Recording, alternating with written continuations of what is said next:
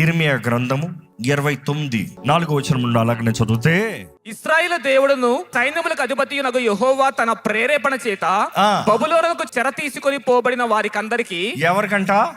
బబులోనుకు బబులోనికి చెర తీసుకుని పోయిన వారందరికి, క్యాప్టివ్ గా ఉన్న వారందరికి దేవుడు చెప్తున్నాడు. ఏమని చెప్తున్నాడు చూడండి. ఇండ్లు కట్టించుకొని వాటిలో నివసించుడి, ఇల్లు కట్టించుకుని వాటిలో నివసించు, తోటలు నాటి వాటి ఫలములను అనుభవించుడి, ఆహా పెళ్లిళ్ళు చేసుకొని కుమారులను కుమార్తెలను కనుడి. ఆహా అక్కడ ఏమియో మీకు తక్కువ లేకుండా అభివృద్ధి పొందుటకై వారు కుమారులను కుమార్తెలను కనునట్లు ఆ మీ కుమారులకు పెళ్లిళ్ళు చేయుడి, మీ కుమార్తెలకు పురుషులను సంపాదించుడి. ఇక మాటలు దేవుడు చెప్తున్నాడు. ఫలించండి అయ్యా, ఫలిస్తాం ఆగద్దు. విస్తరించండి అయ్యా, విస్తరిస్తాం ఆగద్దు. అభివృద్ధి చెందండి అయ్యా, అభివృద్ధి చెందుతాం ఆగద్దు. మీరు వాగ్దానంలో లేరు, కానీ మీరు ఇంకా బంధించబడిన వారుగా, ఖైదీలుగా వెళ్తున్నారు బబులోనులోకి. అయినా కూడా నా ఉద్దేశంలో మీ పట్ల మారలేదు.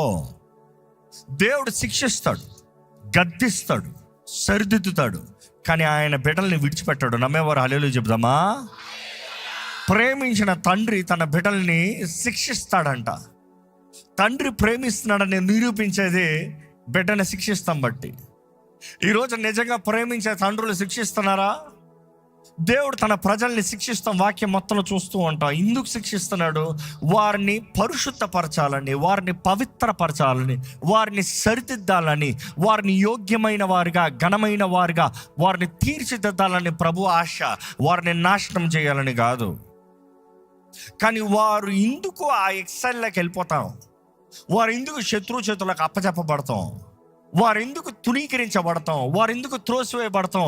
లేకపోతే బబులోను నెబుకద్నెజరు ప్రపంచంలోనే కఠినమైన అధికారము, గొప్ప అధికారం కలిగిన రాజు అంటే నెబుకద్నెజరు. ముండోడు, అదే సమయంలో ఎంతో ధనవంతుడు, ఎంతో అధికారం కలిగిన వ్యక్తి, ప్రపంచాన్నే ఏలిన వ్యక్తి అని చూసినప్పుడు నెబుకద్నెజరు రాజు చూస్తాం. అలాంటి నెబుకద్నెజరు రాజు చేతుల్లోకి, కఠినమైన రాజు చేతుల్లోకి దేవుడు ఇశ్రాయేలుని అప్పచెప్పాడు. అప్పటికే ఇర్మియా వారికి పత్రిక రాస్తున్నాడు. ఇర్మియా యెరూషలేములో ఉన్నాడు. అక్కడ ప్రారంభంలో చూస్తే అధ్యాయంలో మనం చూస్తాం. ఆయన యెరూషలేములో నుండి ఇక తీసుకువెళ్ళబడిన వారికి రాస్తున్నాడంట. తీసుకుని వెళ్ళబడిన వారికి ఆయన రాస్తూ అంటున్నాడు, ఇదిగో దేవుడు సైన్యములకు అధిపతి అయిన యెహోవా మీ పట్ల ఇచ్చే వాకు, ఫలించండి అయ్యా, అభివృద్ధి చెందండి అయ్యా. మీరు ఆగిపోతానికి కాదు, మీరు తరిగిపోతానికి కాదు. అసలు వారు ఎందుకు ఆ రీతిగా బంధించబడి లేకపోతే ఖైదీలుగా పంపబడ్డారు అని చూస్తే 23వ వచనం చూడండి. ఆలకించుడి, వారు ఇశ్రాయేలులో దుర్మార్గము జరిగించుచు. తెలుగులో 22వ వచనంలో ఉందండి. వారు ఇశ్రాయేలులో ఏం చేస్తూ వచ్చారో? దుర్మార్గము జరిగించుచు, తమ పొరుగు వారి భార్యలతో వ్యభిచరించుచు, వారు పొరుగు వారి భార్యతో వ్యభిచరించుచు, నేను వారిని ఆజ్ఞాపింపని అబద్ధపు మాటలను, నా నామమును బట్టి ప్రకటించుచు వచ్చిరి. ఇంకో మాటలు చెప్పాలంటే, నా నామాన్ని ఓరకే వ్యర్థంగా వాడారయ్యా. దేవుడు ఇచ్చిన ఆజ్ఞ చూస్తాం, ఆయన నామాన్ని వ్యర్థంగా వాడతానికి లేదు. ఆయన నామం పవిత్రమైంది, పరిశుద్ధమైంది. ఆయన నామాన్ని ఓరకే ఉచ్చరిస్తానికి లేదు. ఆ పరిశుద్ధమైన నామాన్ని ఓరకే ప్రకటిస్తానికి లేదు. దేవుని వాక్యాలు చూసినప్పుడు, దేవుడు ఇచ్చిన పదాజ్ఞలు చూసినప్పుడు, దేవునికి నీకు, పొరుగువానికి నీకు, లేకపోతే నీకు నీ దేవునికి, నీకు నీ పొరుగువానికి, ఇదే పదాజ్ఞలు చూస్తాము. ఇక్కడ ఇశ్రాయేలు చూసినప్పుడు వారు దేవునికి విరోధంగా బ్రతికారు, వారు పొరుగోడితో విరోధంగా బ్రతికారు. దేవుడు ఏం చేశాడంటే, నేను తీసుకెళ్ళి శత్రురాజు చేతులు అప్పచెప్తారా. ఒకసారి మన జీవితంలో జ్ఞాపకం చేసుకుందామండి. మనకి ఈరోజు కలిగే కష్టము, నష్టము, బాధ, వేదన, ఇవన్నిటికీ కారణం ఏంటి? మనం దేవునికి అవిధేయులుగా బ్రతికిన దానిక? మనం దేవునికి విరోధంగా చేసిన కార్యాలను బట్ట? మనం దేవుణ్ణి అవమానపరిచి జరిగించిన జీవితాన్ని, బ్రతికిన జీవితాన్ని బట్ట? లేకపోతే దేవుని నామాన్ని ఓరకని దూషిస్తూ దేవుడు చెప్పాడు అని వ్యర్థంగా మాట్లాడింది దానిక? దేవుడు వాక్యం చూస్తే ఇక్కడ దేవుడు ఎంతో కఠినంగా వారిని తీర్పు తీరుస్తున్నాడు. 70 years ఇన్ ఎక్సైల్. కానీ దేవుడు వారి నాశనం అవ్వాలని కోరలే, వారు బుద్ధి తెచ్చుకోవాలని కోరాడు. వారు పాడైపోవాలని కోరలేదు, వారు బాగుపడాలని కోరాడు. దేవుడు నిన్ను శత్రువు చేతులకు అప్పచెప్తాను, నిన్ను నాశనం చేస్తానికి కాదు. ఎందుకంటే ఆయన చెప్తున్నాడు 29వ అధ్యాయంలో 11 వచనంలో చూద్దామండి, 10-11 చూద్దామా. యెహోవా ఈ ఆజ్ఞ ఇచ్చుచున్నాడు, బబులోను రాజ్యమునకు 70 సంవత్సరములు గతించిన తరువాతనే మిమ్మల్ని గూర్చి నేను పలికిన శుభవార్త నెరవేర్చి. ఇక్కడ చూడండి, నిర్ణయించబడిన కాలము. దేవుడు ఏది చేసినా ఆయన నిర్ణయించిన కాలములోనే చేస్తాడు. నమ్మేవారు హల్లెలూయా చెప్తామా? నువ్వు కంగారు పడినంత మాత్రాన చేసే దేవుడు కాదు. ఎప్పుడైనా సరే నీ కంగారు ఎక్కువ అయిందనుకో, తప్పుదారిలోకి తీసుకెళ్ళిపోతానికి కంగారు పాటు నిర్ణయాలు మనుషుడిని అనేక సార్లు తప్పుడు నిర్ణయాల్లోకి తీసుకెళ్ళిపోతుంది. తప్పుడు నిర్ణయాలు, తప్పుడు కాన్సిక్వెన్సెస్, దాన్ని బట్టి నష్టం, కష్టం అధికం. దాన్ని బట్టి మనుషులు చూడండి, దేవుడు కార్యం చేయకపోతే అడ్డదారులు, వేరే దారులు చూసుకుంటాం. దేవుడు ఎప్పుడు తన సమయంలోనే చేస్తాడు. అసలు యేసుప్రభు తల్లి అయిన మరియ చూసినప్పుడు ద్రాక్షారసం అయిపోయిందన్న మాట యేసుప్రభు తీసుకొస్తే యేసుప్రభు ఏమంటున్నాడు? అమ్మ, నా సమయం ఇంకా రాలేదు, నా సమయం ఇంకా రాలే, నా సమయం రావాలి. నువ్వు చెప్పినంత మాత్రం నేను చేశాను, నా సమయం రావాలి. కానీ ఆ తల్లి, జ్ఞానవంతురాలైన ఆ తల్లి చెప్తుంది, అయ్యా, ఆ దాసుని పిలిచి చెప్తుంది, ఆయన ఏం చెప్తున్నాడో అది చెయ్యి. ఆయన సమయం వచ్చినప్పుడు ఆయన ఏం చెప్తున్నాడో అది చెయ్యి, దాని కొరకు వేచి ఉండు. దాసులు కనిపెట్టుకుని ఉన్నారు. ఈరోజు if you wait on God's time, he will do all things good. Do not rush. అనేక సార్లు మనం చేసిన తప్పులను బట్టి, మనం చేసిన పొరపాటులను బట్టి, మన చేతకానితనాన్ని బట్టి మనం దేవుడు ఏదో తొందరగా చేసేయాలని ఆశపడుతున్నాం. అట్లా కాదు. దేవుడు సమస్తము చక్కగా సమకూర్చి జరిగిస్తాడు.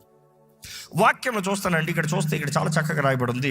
దేవుడు అంటున్నాడు, నా సమయం వచ్చినప్పుడు, after 70 years are completed in Babylon. దేవుడు నిర్ణయిస్తున్నాడు, ఇంతకాలము బబులోన్లో అయిన తర్వాత, ఇంకా అబ్రాహాం దగ్గర కూడా దేవుడు చెప్తాడు, 400 సంవత్సరములు మీ సంతానము ఐగుప్తులో బానిసలుగా ఉన్న తర్వాత. కొన్నిసార్లు అడగచ్చు, ఎందుకు ప్రభా 400 సంవత్సరాలు? ఎందుకు ప్రభా 70 years? Why so long Lord? Why can't you make it fast? ఎందుకు వేగంగా ఎందుకు చేయకూడదు? ఎందుకు వెంటనే ఎందుకు చేయకూడదు? కొన్ని విషయాలు దేవునిది ఈ మానవుడికి అర్థం కాదండి. కానీ దేవుడు మన దగ్గర నుండి కోరేది విశ్వాసము. దేవుడు మన దగ్గర నుండి కోరేది విశ్వాసము. ఆయన సమయంలో ఆయన చిత్తము ఘనంగా దేవుడు జరిగిస్తాడు. కొన్నిసార్లు మనకు అర్థం కాదు. Get the truth.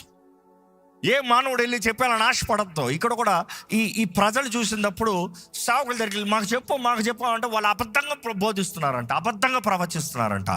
It's rather you don't get any answer than getting a wrong answer. అర్థమవుతుందా? జవాబు రాకపోతాం మేలు, తప్పు జవాబు వస్తాను కన్నా. తప్పు జవాబు తీసుకుని తప్పుడు నిర్ణయాలు, తప్పుడు అడుగులు తెస్తాను, నష్టం ఎక్కువ. దేవుని వాక్యంలో చూసినప్పుడు కనిపెట్టు, వేచి ఉండు, దేవుని సహాయం కొరకు ఎదురు చూడు, ఆయన సహాయాన్ని వేడుకో. బైబిల్లో చూసినప్పుడు అండి దేవుడు అంటాడు, after 70 years are completed in Babylon, I will visit you. నేను నిన్ను దర్శిస్తాను. ఎక్కడ స్వరమెత్తి చెప్పండి, ప్రభువా నన్ను దర్శించవా, ప్రభువా నన్ను దర్శించవా. గట్టిగా అడగండి, ప్రభువా మమ్మల్ని దర్శించాయా. We need your visitation, Lord. We need your visitation, Lord. We need you to visit our lives. మా జీవితాన్ని నువ్వు దర్శించాలి ప్రభువా. మా స్థితిగతులు ఎరుగున్న ప్రభువా మమ్మల్ని దర్శించయ్యా. నువ్వు మమ్మల్ని దర్శిస్తనే కానీ మా స్థితి మారదు. నువ్వు మమ్మల్ని దర్శిస్తనే కానీ మా జీవితాలు మారవు ప్రభువా. మమ్మల్ని దర్శించు. ఎవరెవరైతే మమ్మల్ని దర్శించు, నన్ను దర్శించని అడిగారో, ఇదిగోనయ్యా యేసు నామములో నీవు మా జీవితంలో నీ చిత్త ప్రకారం నీ సమయంలో అడుగుపెట్టి మా జీవితంలో మేలుగా మార్చదువుగాక. ఆమేన్. బైబిల్లో చూసినప్పుడు దేవుడు అంటున్నాడండి, ఐ విల్ విజిట్ యూ. నేను నిన్ను దర్శించి నేనేం చేస్తా అంటున్నాడు, and perform my good words. నీ పట్ల నా మంచి వాకు, నా మంచి మాటని నేను నెరవేరుస్తాను. మన కంగారు పడి ఆ కంగారు పాటు నిర్ణయాలు తెస్తాను కన్నా ఉన్న స్థానంలో నుండి ప్రభువా నన్ను దర్శించమని అడిగి ఆయన కొరకు వేచి ఉంటాం బెటర్. జీవితంలో అనేక సార్లు కంగారు పాటు నిర్ణయాలు, జీవితంలో అనేక సార్లు హేస్టీ డెసిషన్స్, ఒక తప్పుకి ఇంకొక తప్పు, ఇంకొక తప్పుకి ఇంకొక తప్పు. ఎప్పుడన్నా అలాంటి పరిస్థితుల్లోకి వెళ్ళారా? ఏదో కంగారు పడి మోసపోయి ఒక తప్పు చేస్తాం, ఆ తప్పుని సరిదిద్దామని కంగారు ఇంకో తప్పు చేస్తాం. ఎప్పుడన్నా జ్ఞాపకం చేసుకోండి, ఒక మనిషి ఒక తప్పు చేసిన వెంటనే తన మనస్సు కలవరమైపోవడంతో తన లాజిక్ సరిగా పనిచేయదంట. లాజిక్ చెప్పక కాదు, నీ ఎమోషన్ అనేది చాలా సెన్సిటివ్ ఉంటుంది కాబట్టి నీ లాజిక్ను ఓవర్ డామినేట్ చేస్తుందంట. అరే ఇది చేయకూడదంట, ఆహా నాకు ఇది అవ్వాలి, నాకు ఇది అయిపోవాలి, ఈ తప్పు సరైపోవాలి. ఇక్కడ ఎవరైనా ఆర్టిస్టులు ఉంటే తెలుసు, ఒక ఆర్ట్లో అంట ఒక మిస్టేక్ అయినప్పుడు కంగారు పడకూడదంట. కంగారు పడ్డా మొత్తం పెయింటింగ్ పాడైపోతుందంట. కంగారు పడకుండా ఆ మిస్టేక్ అయిన చోటన అట్లా పక్కన వదిలి మిగిలింది ముగించావు అనుకో, ఎప్పుడు అంటారు అట్లా వదిలి వెళ్ళి మరలా వచ్చి చూడు, మైండ్ ఫ్రెష్గా ఉంటుంది. మీకు అర్థమయ్యేలా చెప్తానమ్మా, వంట వండేటప్పుడు ఉప్పు సడన్గా ఎక్కువ అయిపోయింది, ఏం చేస్తారు? కొంతమంది చూడండి ఏం చేస్తారు, అది అది వేసి మొత్తానికి ఎందుకు పనికిరాదు అది. You say sometimes you just need to wait. ఆగు ఏం చేద్దాం, కంగారు పడద్దు. We rush, we hastily do things. కొంతమంది చూడండి, కుర్రోళ్ళు హెల్మెట్ పెట్టుకోడు, పోలీసుని చూస్తాడు రోడ్లో, ఏం చేస్తాడు, వెంటనే బండిని అడ్డంగా తెప్పి ఇంకా వెళ్తాడు. అట్ట ఒక పోలీసు ఒక లాఠీ వేస్తాడు, ఈయన ఏం చేస్తాడు, మళ్ళా ఇటు తెప్పి ఇంకా అంటాడు. అడుగు చూడు, వెనకాలే ఒక పెట్రోల్ బండి వచ్చింది, ఏం చేస్తాడు, ఇంకా కంగారులో ఇంకా తప్పించుకుని తిరుగుతాం నీళ్ళు మొత్తానికి పట్టబడ్డాడు. ఓరకు వదులుతాడంట పోలీసు. చూసి అనేక సార్లు కంగారులో మనం చేసే పొరపాట్లు చూడండి, దోషం అధికం చేస్తుంది.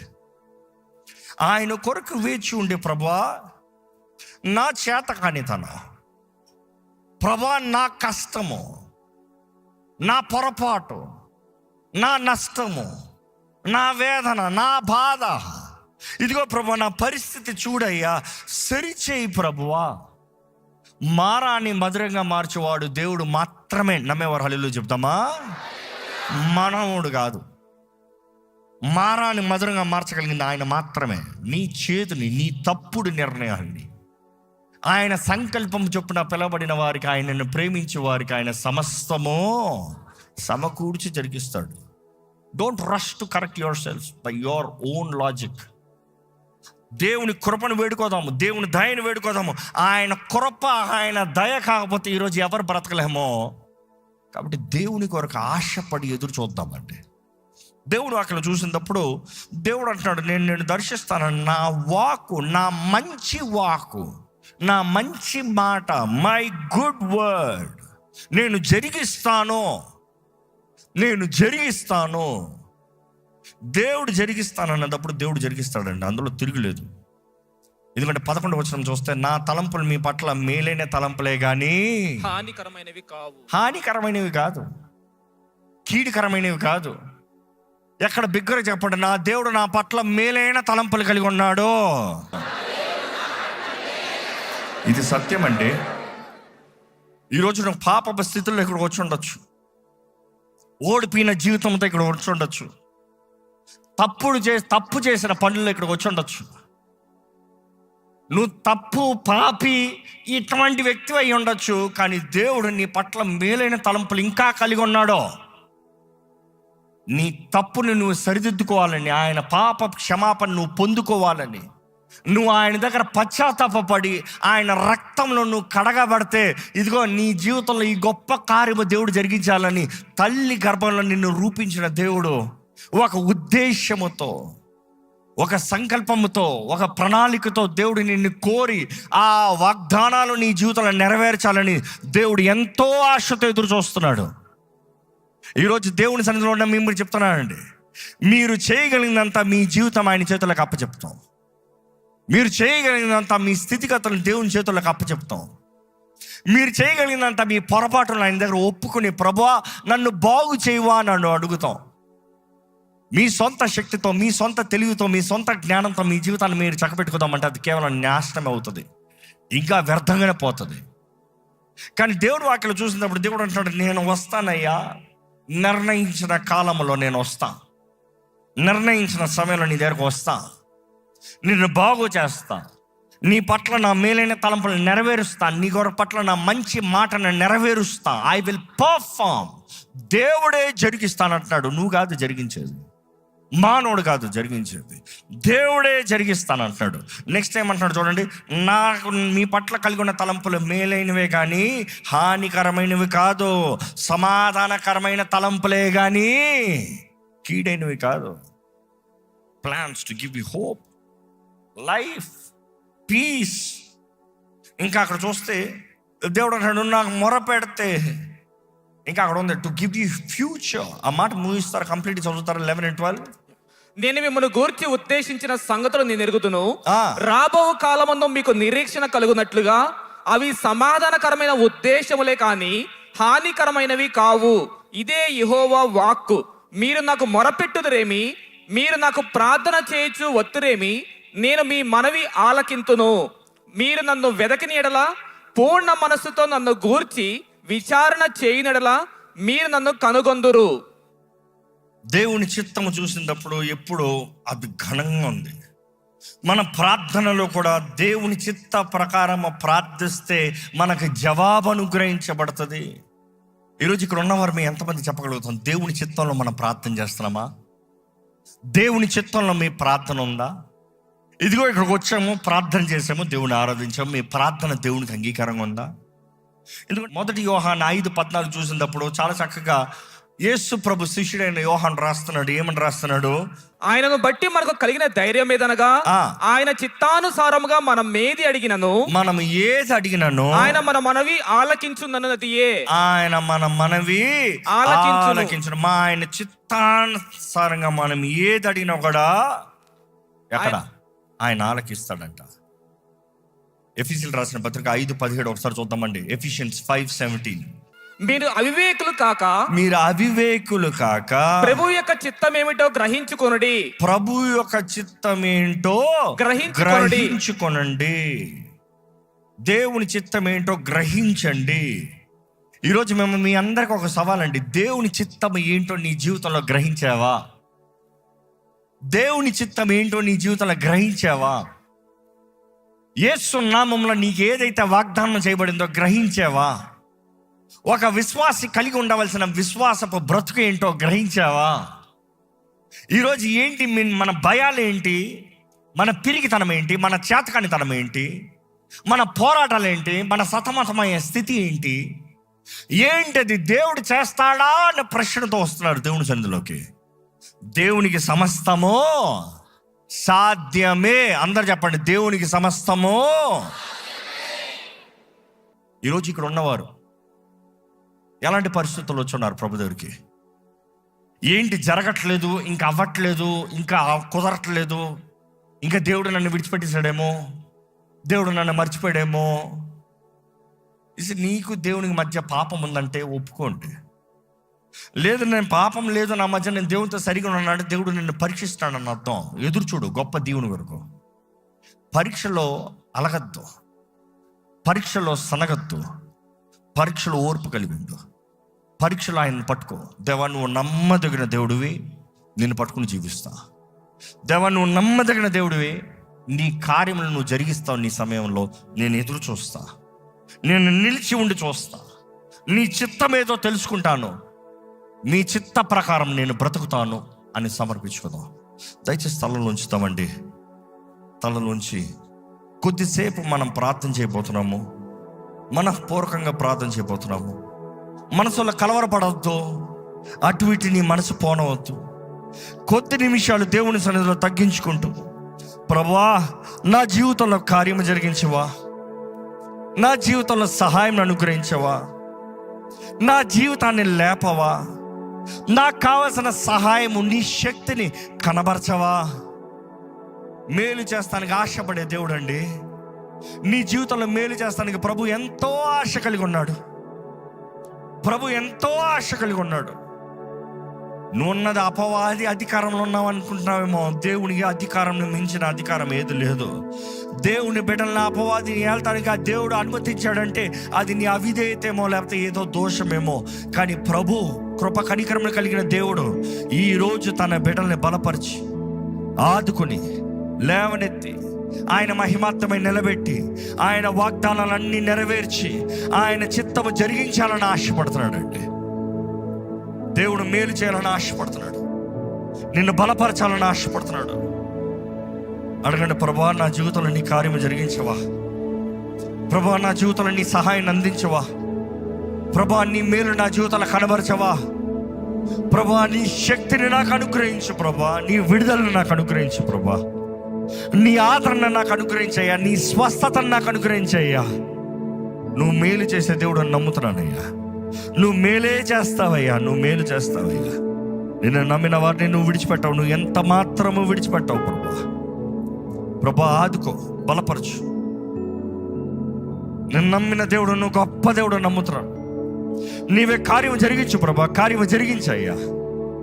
నీ విడుదలను అనుగ్రహించు ప్రభా. నీ శక్తిని అనుగ్రహించు ప్రభా.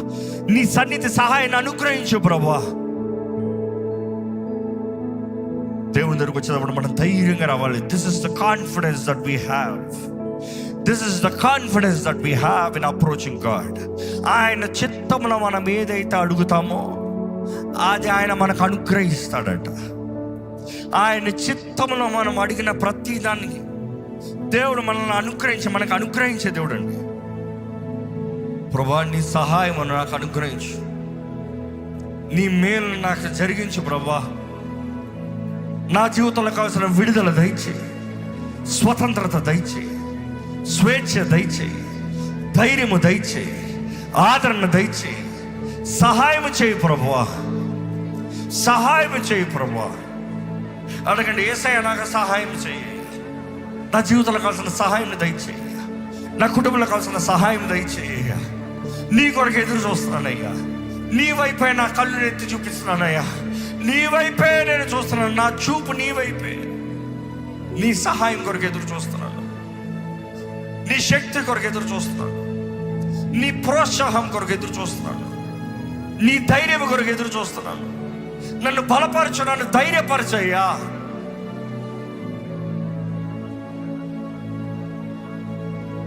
అడగండి, నా చేయి పట్టుకో ప్రభు. నా చేయి పట్టుకుని నన్ను నడిపించు.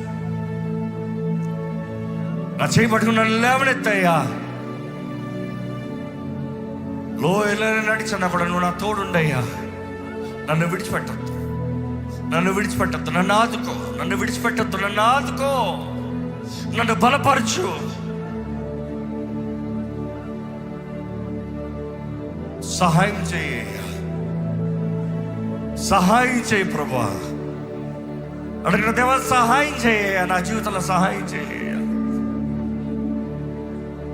సహాయం చేయ ప్రభా. నా జీవితంలో నీ సహాయం అనుగ్రహించు. నీవే నీవే మేలు చేయగలిగిన వాడు. నీవు మాత్రమే, నీవు మాత్రమే ప్రభా. నీ క్రమశిక్షణలో నేను నిలబడుతున్నాయా, నన్ను సరిదిద్దు ప్రభా. నీ క్రమశిక్షణలో నేను నిలబడుతున్నాయా, నన్ను సరిదిద్దు ప్రభా. నీ క్రమశిక్షణలో నేను నిలబడుతున్నాయా, నన్ను బాగు చేయ.